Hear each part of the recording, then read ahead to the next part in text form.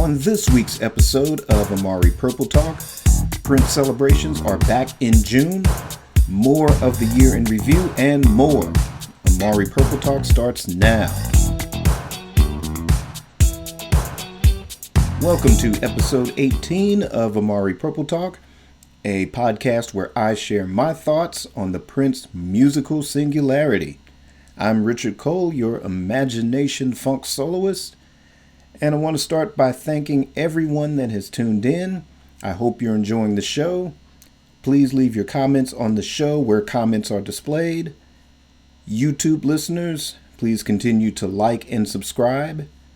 Also, feel free to visit my website, www.amaricommunications.com. You may also click the links in the show notes to follow me on social media and submit topics or questions for use in future episodes. And with that out of the way, let's start with our first topic. And our first topic is Prince Celebration, June 4th through 7th, 2020. So the celebrations are back in June and no longer in April. During Prince's lifetime, sort of around, 1999, 2000, I'm not sure the actual dates, but originally he would hold a celebration. Now, by this point, because of his Jehovah's Witness faith, he was no longer celebrating birthdays, but he did take into consideration the fan base that celebrated the birthday. So in lieu of celebrating the birthday, he would just hold it's kind of like almost like a Comic-Con type gathering, and it would go for like several days throughout the month of June, pretty much like the 4th through the 7th.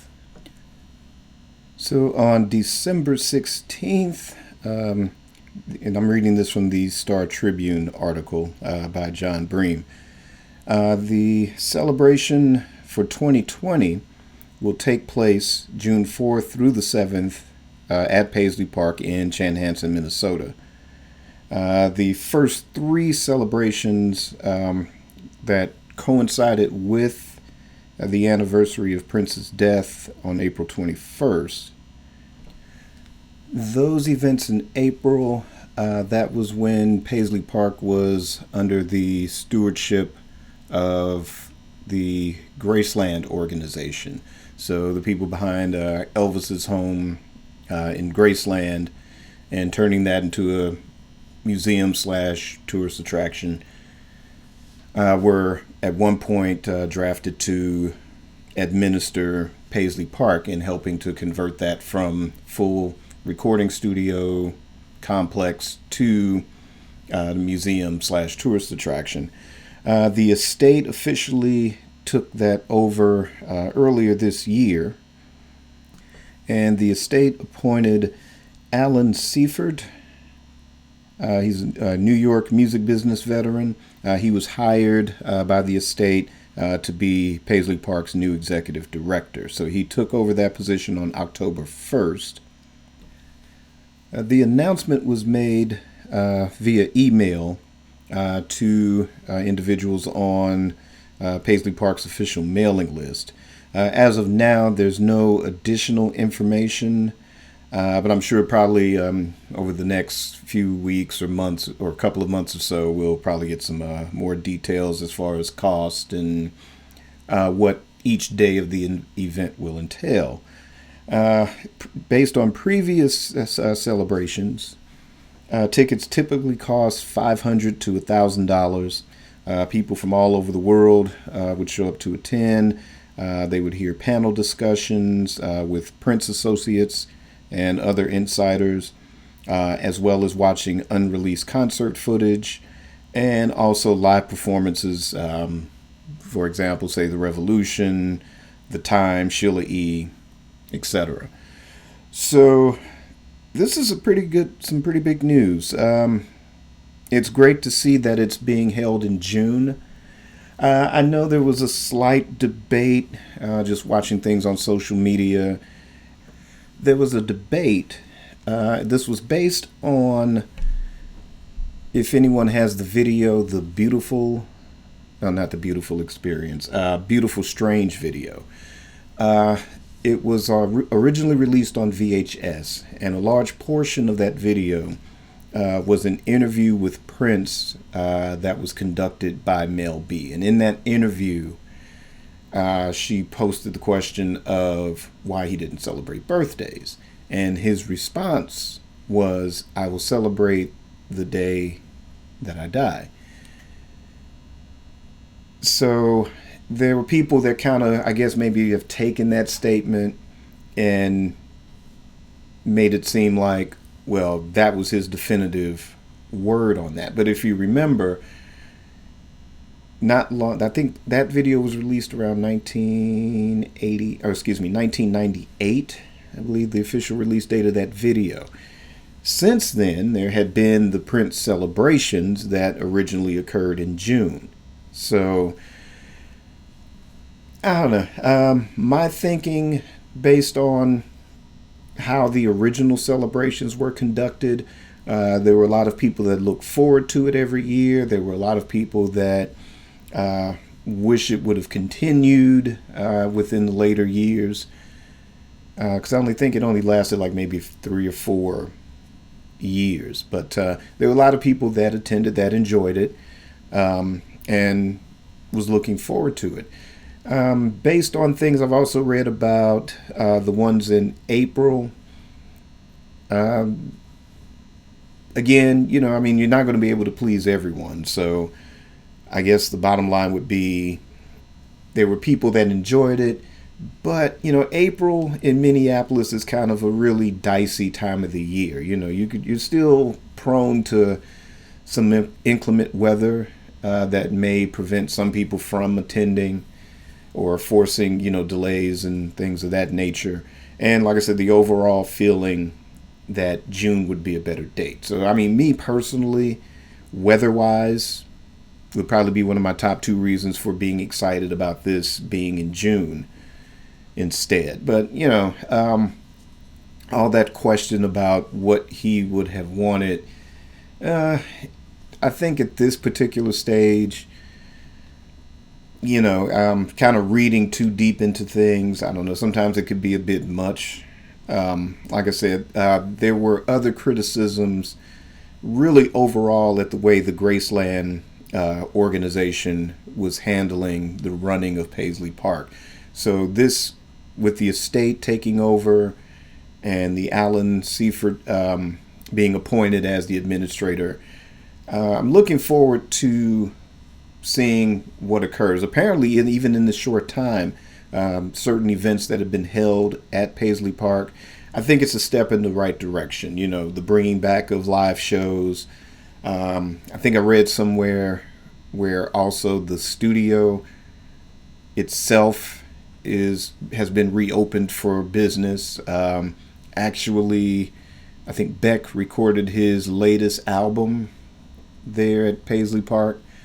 So it's good to see the estate kind of taking it in that direction.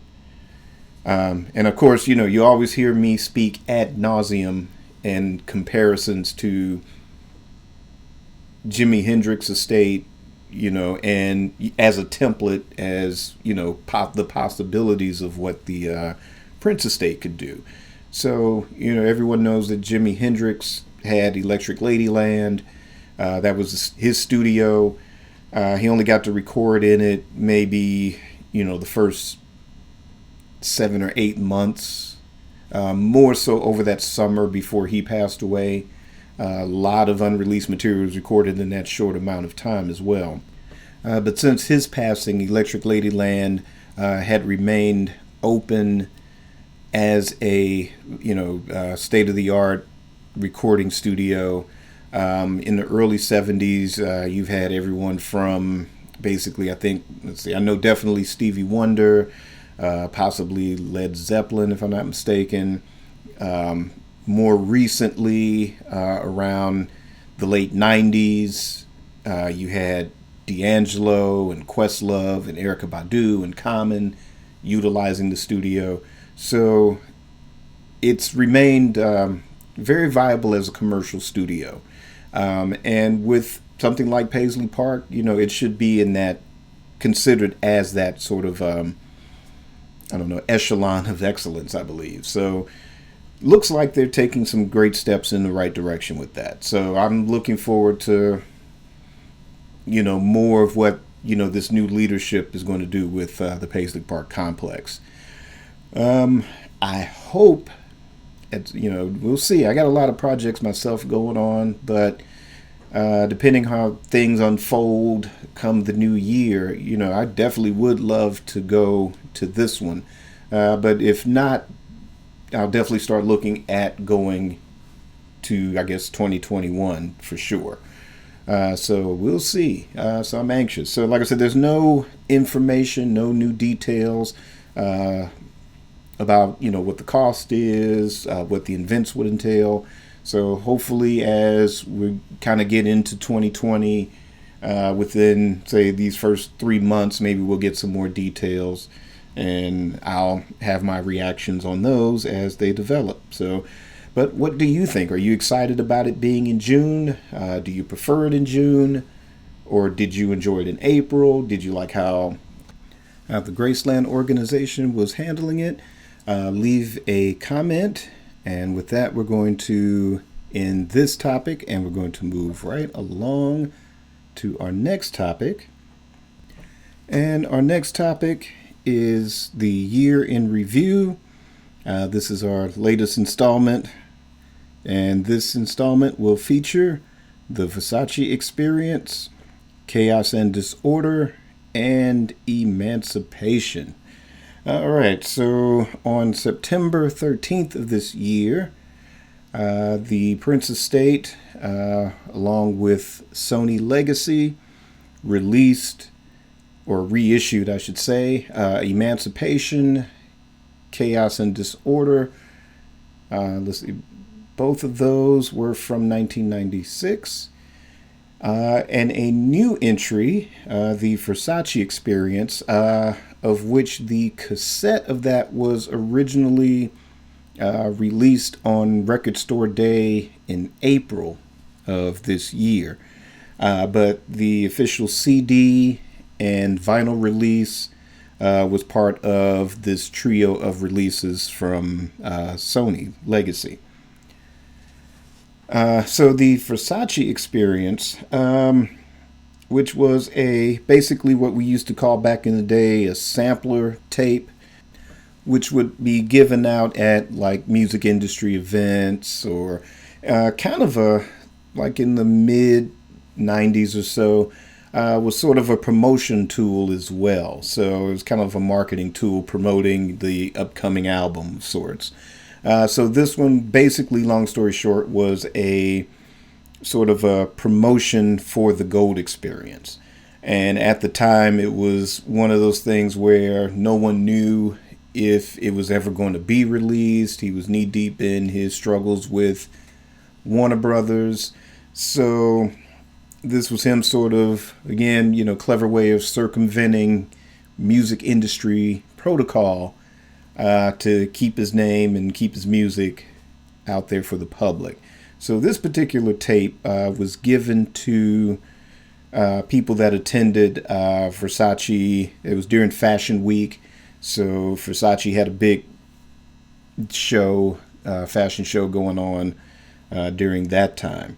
Now, fast forward to 2019. Basically, my overall take on the Versace Experience is that it was a buffer release because the current controversy with the Gold Experience now, it did receive an official release back in 1995 via Warner Brothers. Now there is still an ongoing lawsuit pertaining to the song "The Most Beautiful Girl in the World." Now, for details on that, I do have in the links in the show notes. There's a link to episode 3 of Amari Purple Talk that you can go back and listen to if you haven't heard it already. One of the topics is, will we ever see the gold experience again? And in that, I explain the details regarding the lawsuit and why we don't have a reissue of the gold experience. Because I believe that if this lawsuit regarding that song wasn't a factor, that the gold experience would be amongst this trio of releases from Sony Legacy instead of the Versace Experience. I think the Versace Experience would have been regulated to just the cassette release on Record Store Day. But anyway, like I said, for the full details of that, like I said, check out the links. Go to episode 3 of Amari Purple Talk and listen to the topic, will we ever see the gold experience again? So, so you have the Versace Experience, Chaos and Disorder, and Emancipation. All 3 were released on CD and vinyl, of course. Now, I did get the Versace Experience and Chaos and Disorder. I still have the original release of Emancipation. And the vinyl is kind of a little bit pricey for me, so kind of holding off on that one for a good while. But my original 1996 CD pressing released, or distributed, I should say, through EMI. It still holds up pretty well. Still sounds good. I still enjoy listening to it. Also, too, in the show notes, I won't go too deep in Emancipation because I did do a special on YouTube about Emancipation. It has really become one of my favorite sort of post-classic period favorites.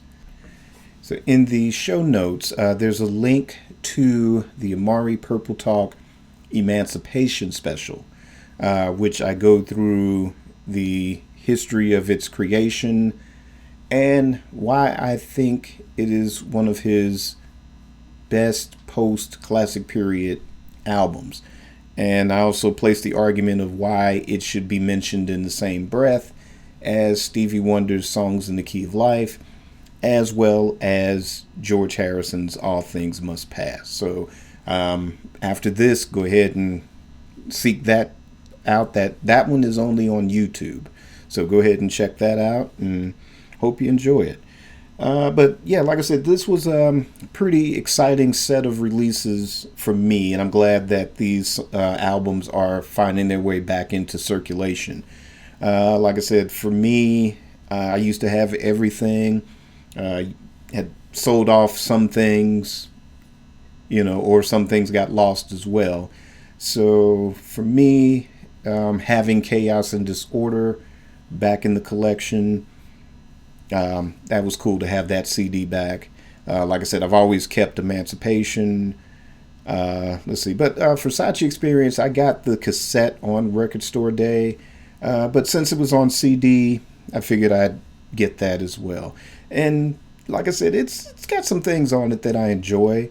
But I also know, too, that it's sort of a buffer. And like I said, if the Gold Experience were to come out, then we would have, like I said, I think this just would have been relegated to just as a special Record Store Day release. But it's still nice to listen to, though.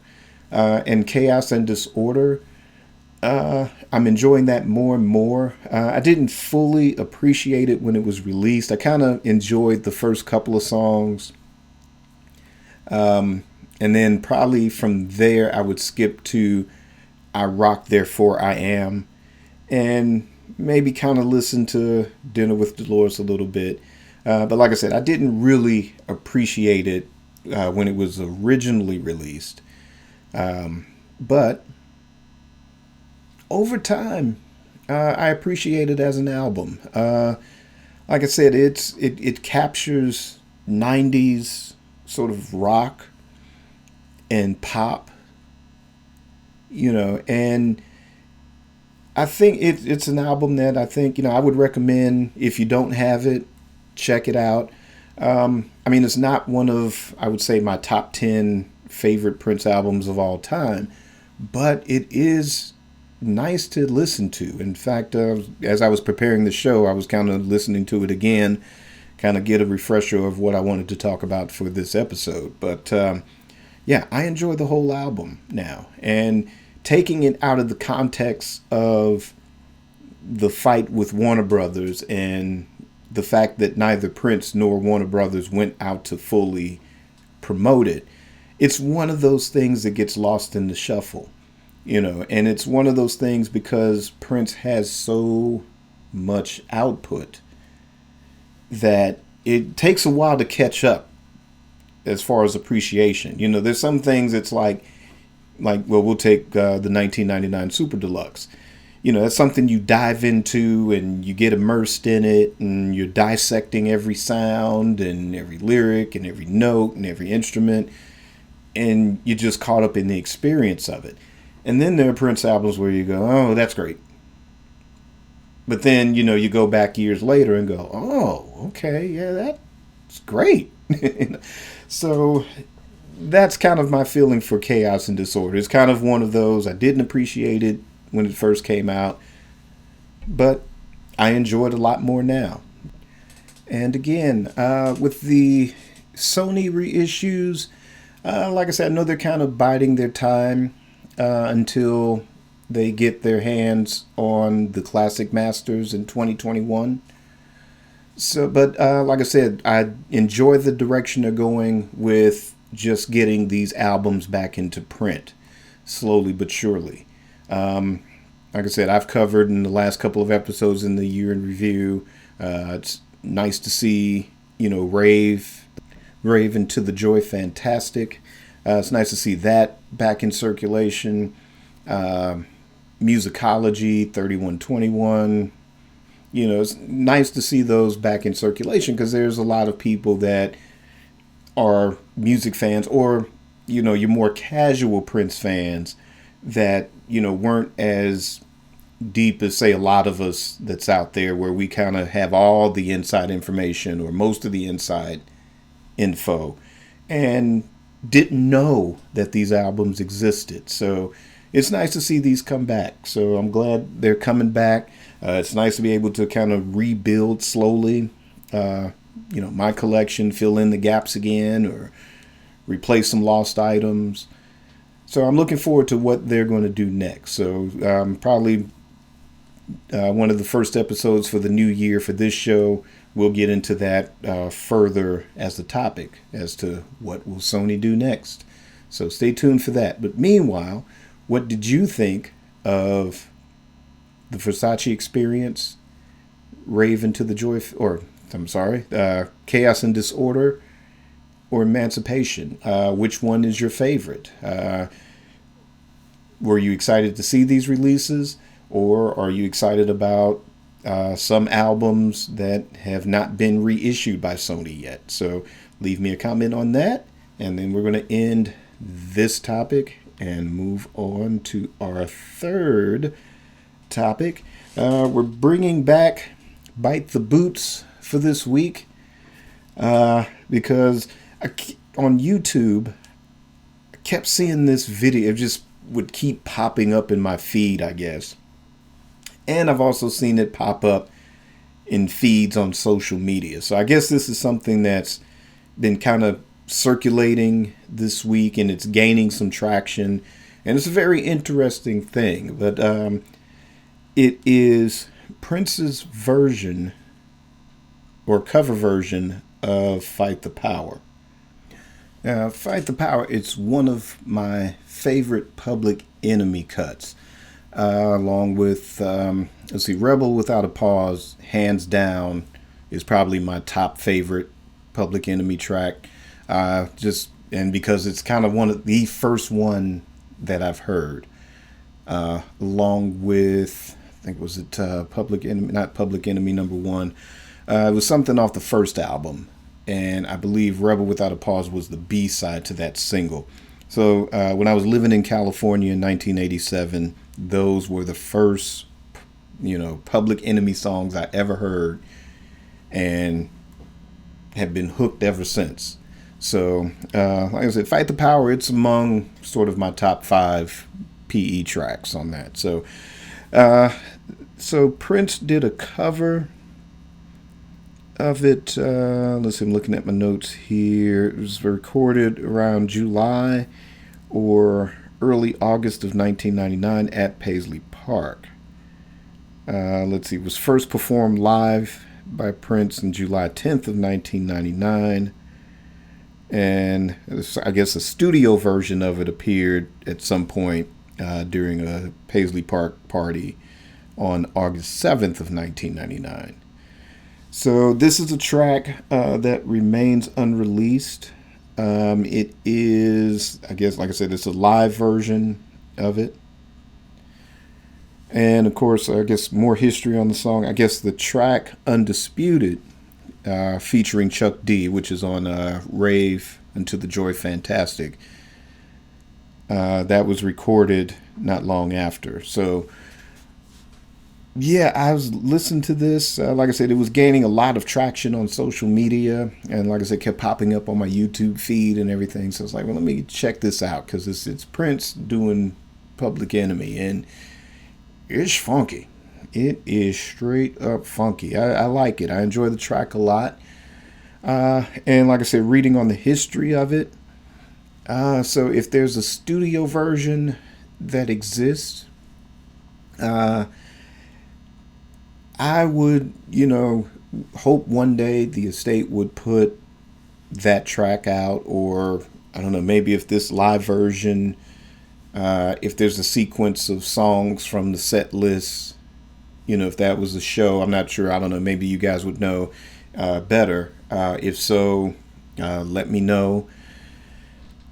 Like if something like this could be released as a full live CD at some point, or if the studio version of it is released, I would like to see this turn up on a compilation.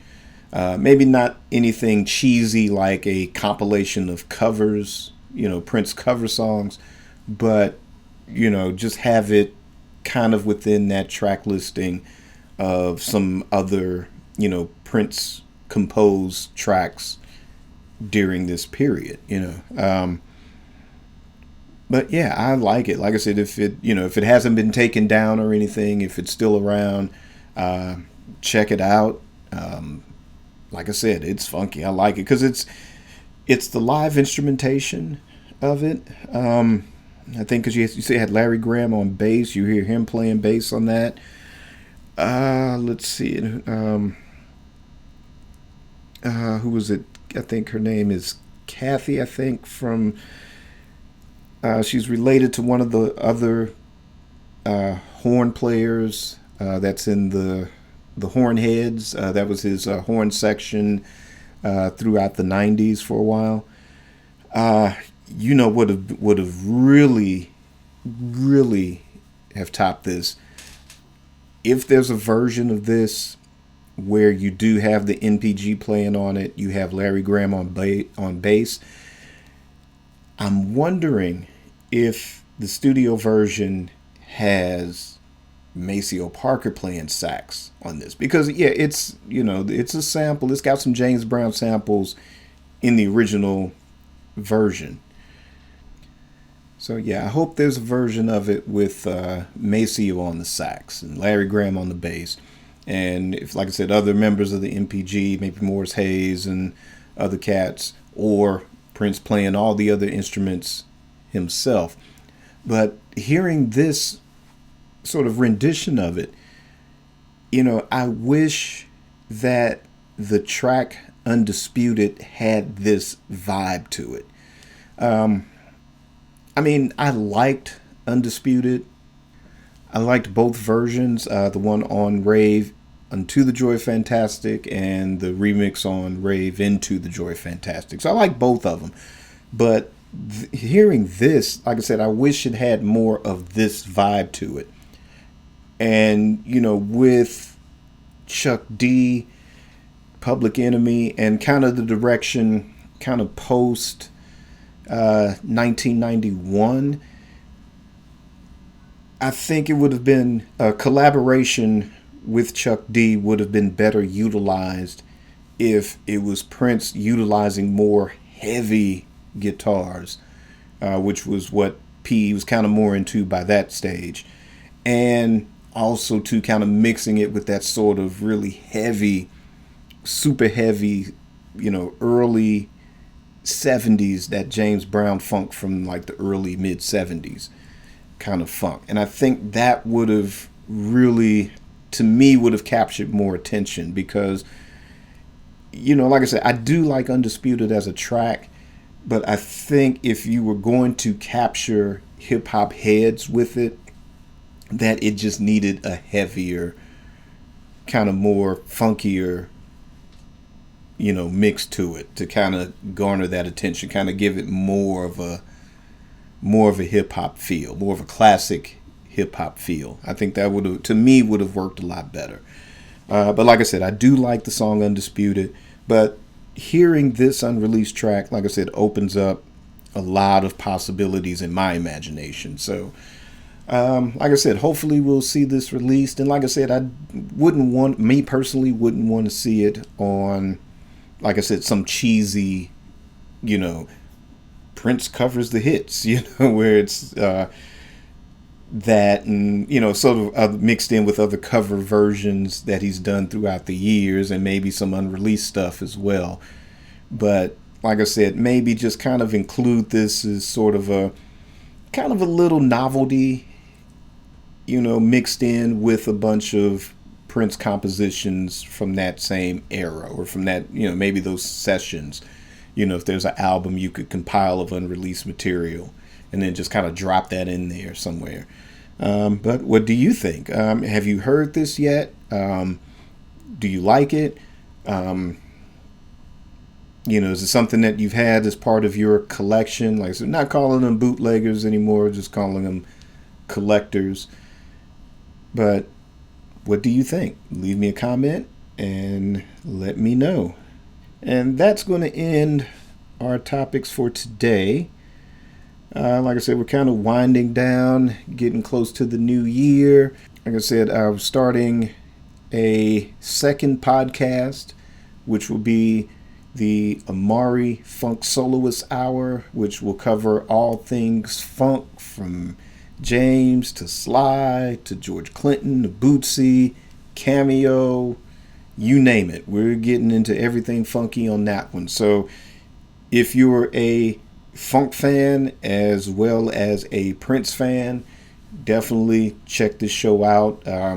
Still formulating and developing the topics and show notes and things of that nature, but definitely will let you know when the first episode will drop. Also too, we do have Amari Purple Talk gear. Click in the links on how to purchase that. Right now it's just t-shirts and a mug, maybe more stuff to come later, but there's also other Amari stuff as well, designed by me, folks. So check it out and pick something up. And that's going to end our show. And as always, like I said, we got the holiday coming up, so enjoy your holiday, be safe. We still got more Amari Purple Talk coming next week, so stay tuned for that. And take care of yourselves, take care of each other. Happy holidays, or as Prince used to say, happy holy days. And remember to keep it purple and on the one.